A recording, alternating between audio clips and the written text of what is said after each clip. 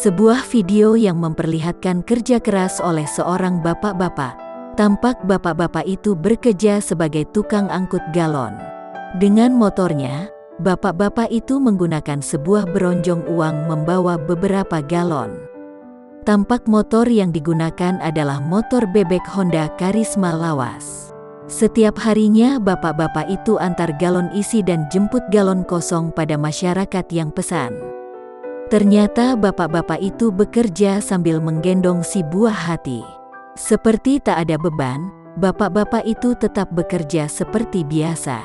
Padahal sedang ia sambil menggendong anak kecil.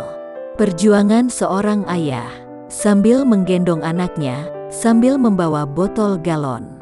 Luar biasa, tulis akun @peristiwa_sekitar_kita di captionnya.